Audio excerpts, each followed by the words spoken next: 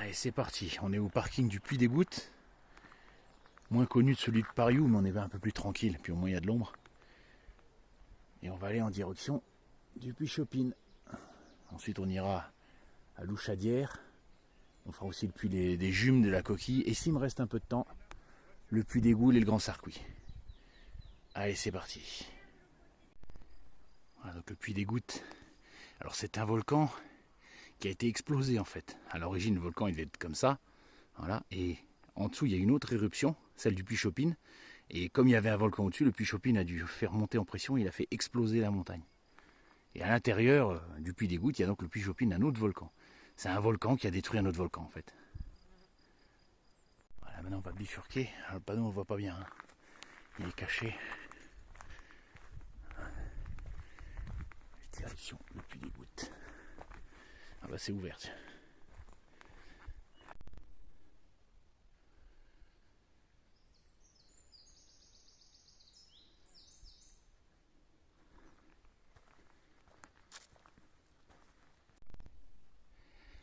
Ce qui est beau dans cet endroit-là, c'est qu'on rencontre rarement du monde.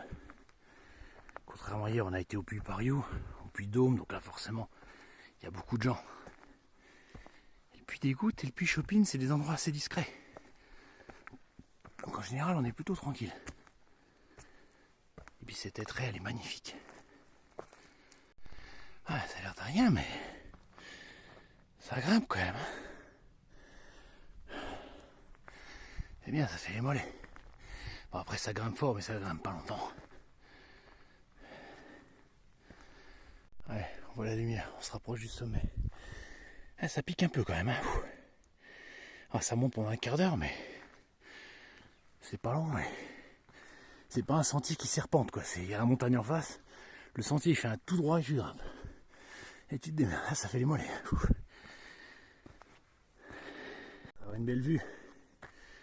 Le petit Sarcouy. Le grand Sarcouy avec sa forme de merde, je vais y arriver, de chaudron inversé, et le Puy des Goules avec son beau cratère strombolien. Puy Pariou, juste à côté, le Puy de Dôme qui est là-bas, Puy de Côme ici. Et on commence à voir le volcan de l'Ampégie ici. Allez, 10 mètres et on est au sommet. On est au sommet du Puy des Gouttes, du moins ce qu'il en reste. Donc le volcan de l'Ampégie est là. Vous pouvez le visiter. Si vous venez en Auvergne, je vous recommande de faire ça au début.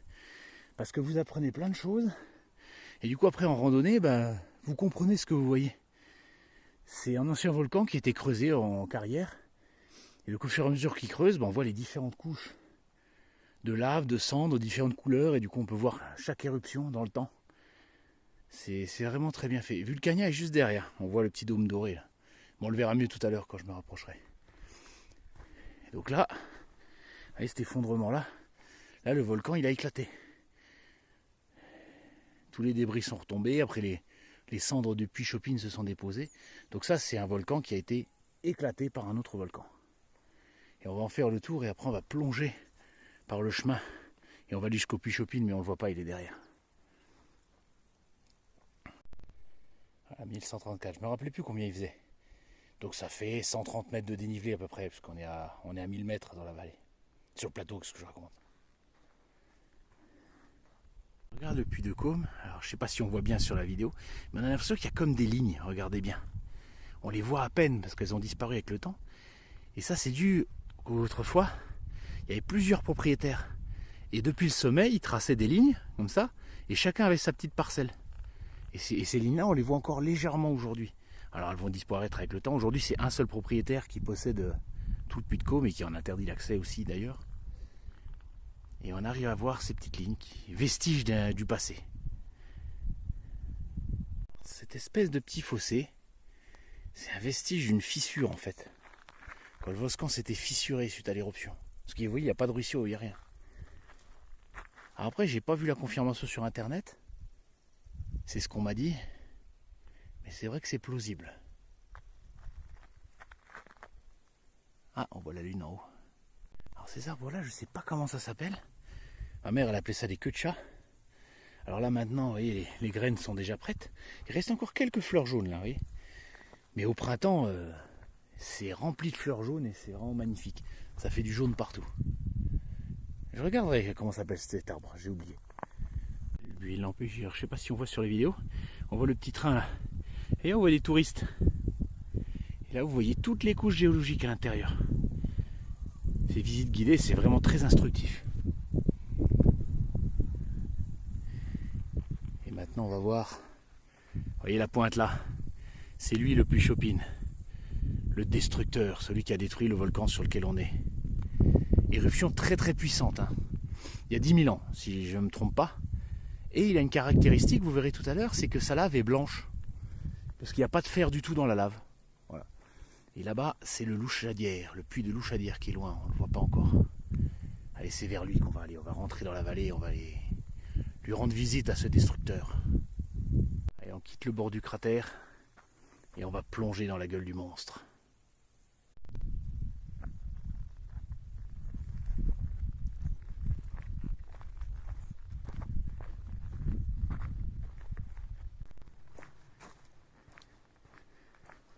On s'enfonce toujours. Enfin, l'impression de s'enfoncer. En fait, on suit le sillon et on va sortir du volcan par l'autre côté avant de remonter sur le puits Chopin. Chopin, il est là. On ne le voit pas bien, mais il est sur notre droite.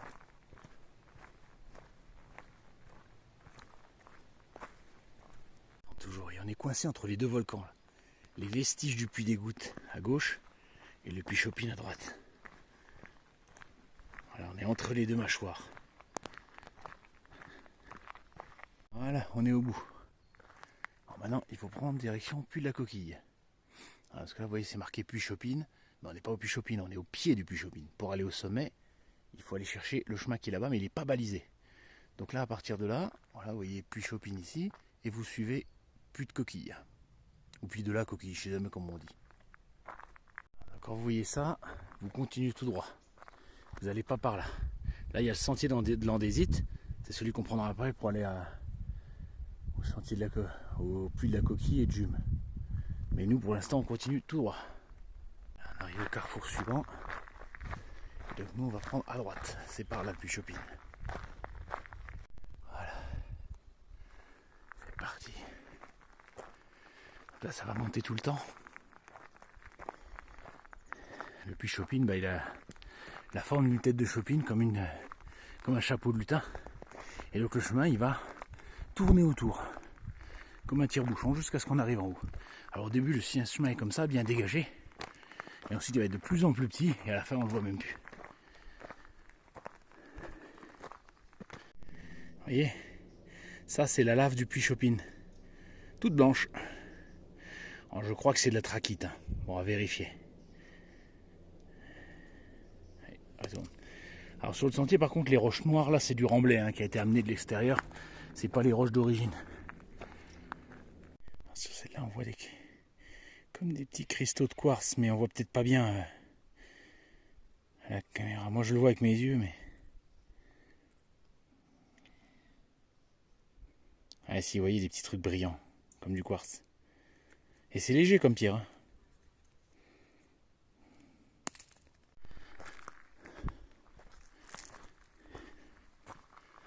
Continue de monter.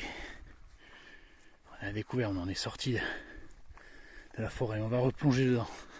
Le sentier devient de plus en plus étroit. Ça fait un petit côté Jurassic Park. J'étais venu ici, je me rappelle au mois d'août, il y avait des murs de partout. Regardez là, c'est encore immature parce qu'on est début juillet. Mais en août ici, tu te fais péter le bide. Voilà, une belle grosse là. On voit pas bien la caméra, les cristaux à l'intérieur. On arrive au conifère, donc là c'est la partie finale. Donc là il va falloir se frayer un chemin un peu pour arriver jusqu'en haut. Bon, il y a une trace hein, au sol, mais elle n'est pas toujours très visible. C'est la partie finale. On distingue le sommet en haut. Tout ce qui est vert, c'est aussi des mûriers, des framboisiers. Je sais pas pourquoi ça pousse à certains endroits et pas à d'autres. On est en haut. Ah. Par contre, il faut de bonnes chaussures. C'est de la terre, ça glisse, il y a des feuilles. Mais moi, avec mes crampons, fallait que je me tienne aux arbres. Donc si vous venez là en chlapette, ça va pas être très agréable. Voilà.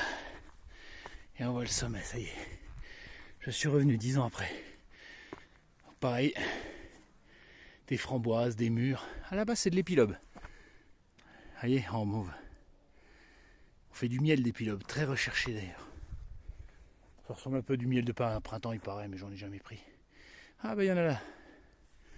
Des petites framboises, je vais pouvoir me sustenter. Et un petit coucou au Puy de Dôme. Donc là en fait on est au sommet du Puy Chopine. Puy Chopine c'est un dôme de lave ici. Voilà. Donc le puits des Gouttes, on en a parlé tout à l'heure, qui est en contrebas. Là. Il a eu son éruption il y a 44 000 ans. Et le Puy Chopine c'est 10 000 ans je crois, ou 9 007, enfin je sais plus. Voilà, donc bien après. Et donc on a eu ces fameuses pierres blanches, ces cendres blanches qui ont été jusqu'au lac de Chalin dans le Jura. Et même jusqu'en Suisse, donc c'était une très grosse explosion. Et une fois que le gaz était sorti, il y a eu ensuite un dôme de lave visqueux qui a formé cette espèce de pointe qu'on appelle le Puy Chopine. Voilà. Un peu comme le Puy de Dôme là-bas, parce que là-bas aussi c'était un volcan de dôme, donc c'est vrai que ça se ressemble. Et donc ici c'est de la trachyte. Voilà. La pierre. Putain, il faut pas que je reste là trop longtemps, j'ai des thons qui commencent à m'attaquer. Ah, je suis sur l'autre côté du dôme. Il y a un petit chemin autrefois qui permettait de descendre de l'autre côté. Pour pas faire la même chose, mais il a pas l'air d'être... Après c'est pas des chemins entretenus, c'est que de la trace des randonneurs. Ah tant pis, je vais faire demi-tour. Je vais refaire le chemin en tire-bouchon que j'ai fait tout à l'heure. Et c'est un endroit que j'aime bien, c'est un sommet qui est vraiment ombragé. Il n'est pas dégarni. On est sur la pointe de la Chopine. Et là, le puits de Louchadière, qui est un volcan égueulé, vous voyez, le sommet du volcan qui est là. L'avion, il s'est craché quelque part par là, dans les années 60. Et là, je suis vraiment au bout du bout, oui. Au bout de l'autre crête. Après, c'est le vide. Bon, allez, j'adore le puits Chopine, mais on va y aller parce que j'ai encore beaucoup de chemin à faire. Ah, c'est la jungle. Encore une fois, c'est pas un sentier balisé, hein, pas du tout. Faut se débrouiller un peu. Bon, je vais ranger le téléphone parce que j'ai pas envie de me casser la gueule. Ah, une sacrée pente, hein. Pas louper son coup. Hein. Et on descend. On peut faire gaffe hein, parce que le vide il est là. Ah, c'est plein de feuilles mortes. Bon, allez, je range le portable.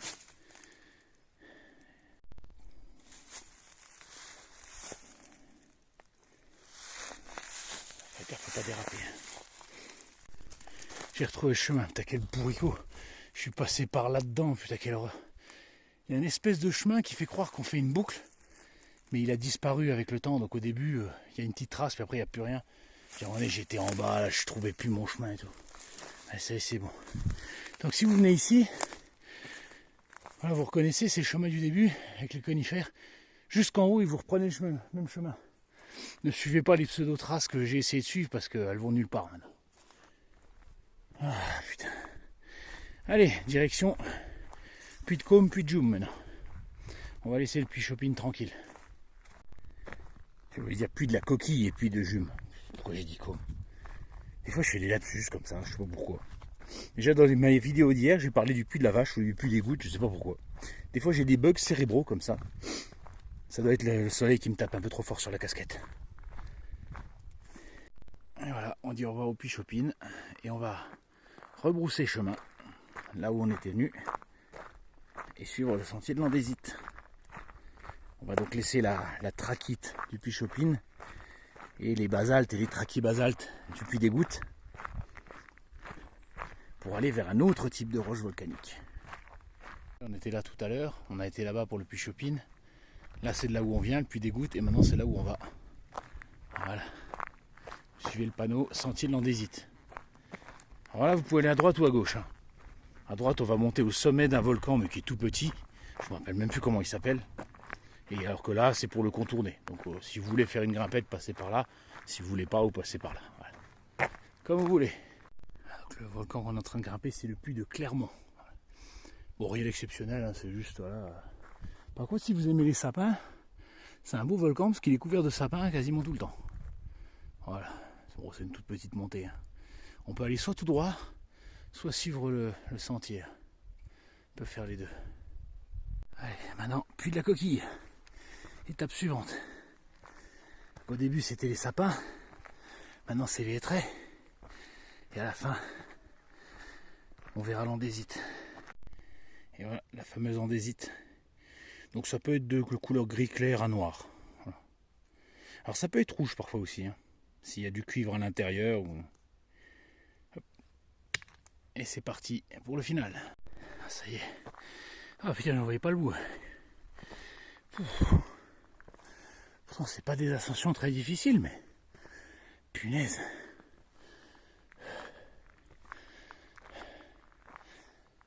Allez, je aller au point de vue. Ah, c'est la chaleur en même temps. Et encore, je me plains pas. Là, on est à 1200 mètres d'altitude, un peu moins. Je dis pas à Clermont-Ferrand. Il a crevé de chaud aujourd'hui. Et voilà, depuis Chopin, d'où on vient. Ah, on était tout au sommet, là, tout en haut. On est redescendu. Et puis on est remonté.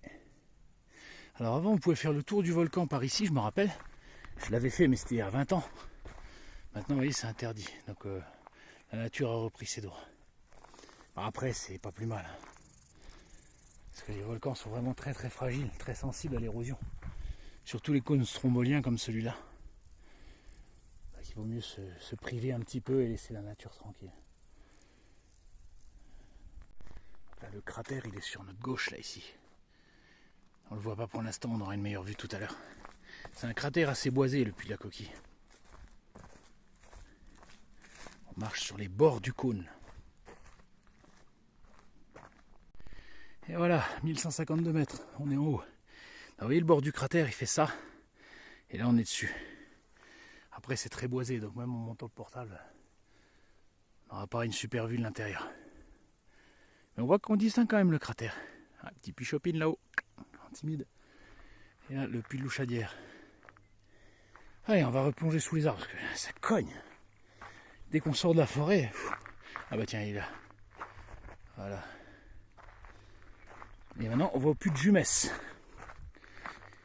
Ou de Jume, je sais pas comment on prononce. Et alors, il paraît que c'est un héros romain qui a redonné son nom à ce puits. Je sais pas du tout si c'est vrai, et j'ai pas trouvé de traces sur internet, mais c'est ce qu'on m'a dit. Allez, on replonge. Ah, si, on voit un petit peu mieux le cratère par là, mais vraiment pas de beaucoup. On va voir un petit peu le centre du cratère, là, la prairie, merde, voilà.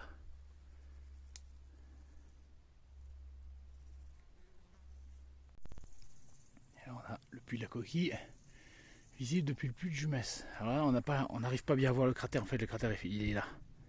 Voilà. C'est vrai qu'à perspective, on voit pas très bien. On a pareil, on peut plus faire le tour. Hein. Les chemins sont fermés, il y a juste un belvédère pour la vue et c'est tout. Pour préserver le site.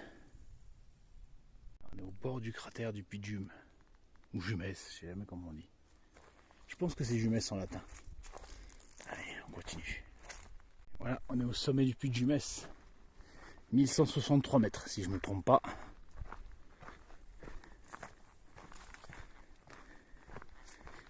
Les arbres ont bien poussé hein, depuis que je suis passé il y a 20 ans. Je me souviens plus s'il y a, d'un point de vue dégagé, le cratère est là, mais presque rien. Et voilà, le cratère du puy de Jumès. On a un petit espace dégagé.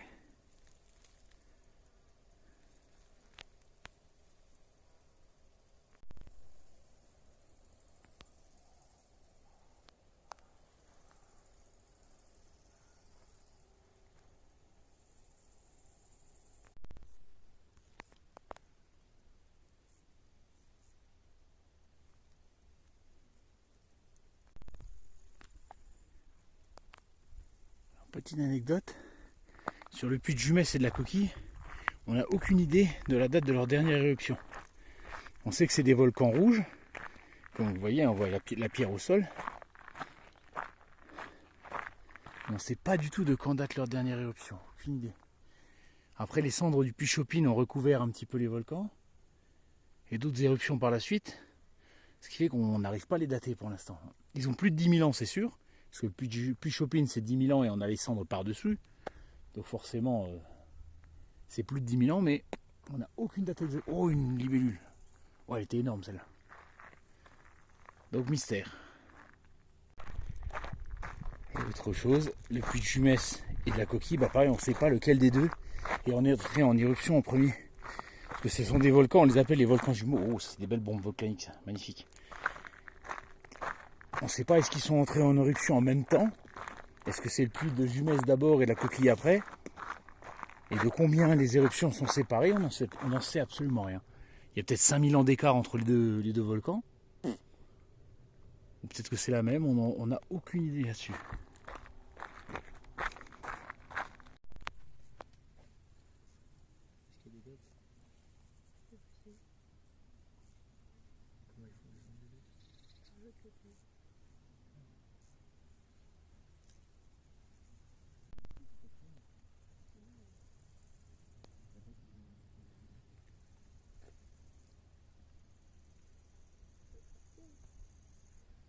Alors ça, je sais pas du tout ce que ça peut être. Ça ressemble comme à des asperges, mais c'est tout mou à l'intérieur. J'ai déjà vu ce genre de plante, mais je sais pas du tout ce que c'est. Bon, je regarderai à la maison. Allez, on va vers le puits de Louchadière maintenant. Quelque chose que j'aime beaucoup au puits de Louchadière. Regardez ici les sapins tout à l'heure. Quand on était au puits de Clermont, c'était tout sec. Là, on voit de la mousse, on voit des fougères. Et je sais pas pourquoi. On est à la même altitude. C'est le même type d'arbre, hein, voilà, c'est des conifères, mais pourquoi ici c'est humide et là-bas c'était sec comme dans le désert, quoi. Vraiment très beau. Et voilà le puits de Louchadière. On va grimper tout ça. Un puits de Louchadière, c'est un cratère qui est égueulé. C'est-à-dire que là on venait dans la partie basse, vous voyez, il n'y a plus de cratère ici. On est déjà quasiment au milieu. C'est par là que la lave s'est écoulée.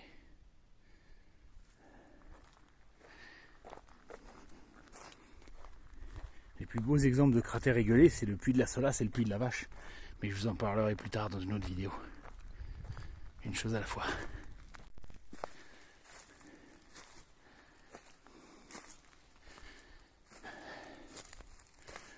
Et ça grimpe.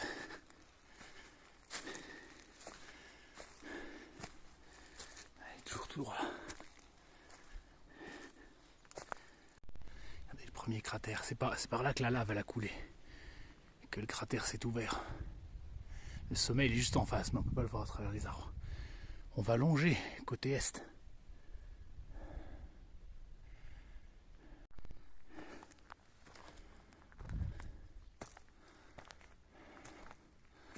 Et ça monte.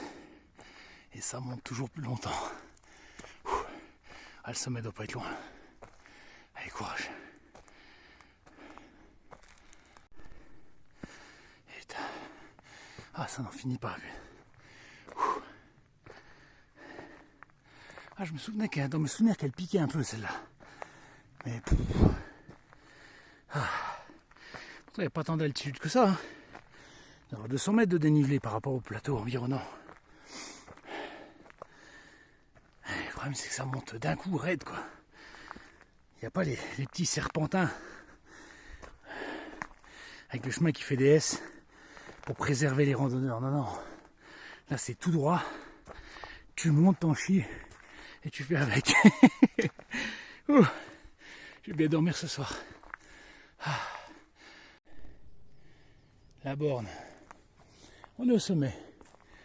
Vous voyez, c'est pour ça que c'est pas un sommet très prisé parce qu'on n'a pas une belle vue.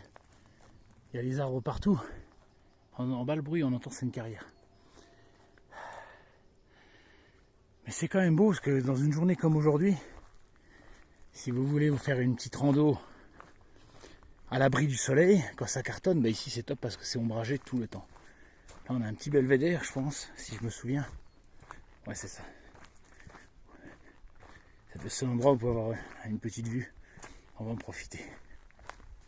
Voilà, bien mérité.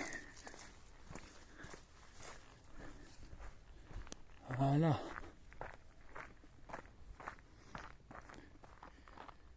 Magnifique. Par contre, on n'a pas de vue sur notre cratère. Le cratère, on ne le voit pas. Bon, après, c'est un cratère régulé, donc ça a moins d'intérêt. Magnifique. Eh ben, ça valait le coup. Donc maintenant, on va descendre plein nord. Et la borne du sommet, elle est là. Il faut descendre comme ça, en direct. Par contre, il faut y aller à vue. On va voir si on arrive à trouver l'épave de l'avion. Si elle est encore là, parce qu'elle était là il y a 10 ans, mais elle a peut-être été vandalisée depuis. Eh ben, j'ai beau chercher, je ne retrouve plus l'épave de l'avion. Alors, est-ce qu'elle a été enlevée? Je reconnais l'endroit, c'est ici, c'est la clairière là.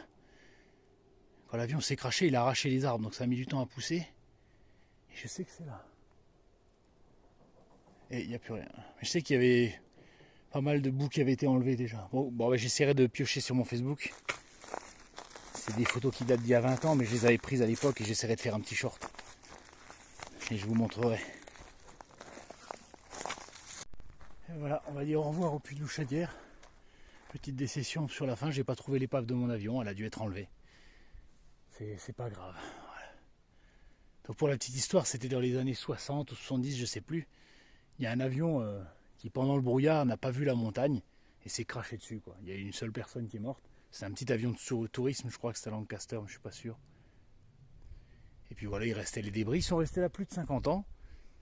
Mais c'est vrai que ces derniers temps, on voyait que il y a 20 ans, la première fois que je l'ai trouvé, par hasard en plus, et il y a 10 ans, il y a déjà plein de débris qui avaient été enlevés. Alors est-ce qu'ils étaient vandalisés? Est-ce que bon, est-ce qu'au bout d'un moment, les autorités, sans savoir ce qu'il y a derrière, en avaient marre que les gens viennent faire du tourisme sur l'épave? Peut-être qu'ils l'ont enlevé, j'en sais rien. Je vais essayer de faire mes recherches. Mais en tout cas, je suis sûr, j'ai trouvé la clairière, c'était vraiment le bon endroit, et les débris n'y étaient plus. Allez, j'arrête la vidéo ici. Bon, il me reste encore une bonne heure et demie de marche avant de rentrer. Et là, je vais faire un direct jusqu'au parking. J'ai vu tout ce que je voulais voir. Et puis, il me reste plus que 20% de batterie. Donc, faut vraiment que je m'achète un chargeur supplémentaire. Vraiment. Un jour, je vais me retrouver gros gens comme dehors. Allez, j'espère que ça vous a plu, que ça vous aurait donné envie de visiter ces petites montagnes qui ne sont pas les plus connues, mais qui sont quand même vraiment magnifiques. Allez, à très bientôt.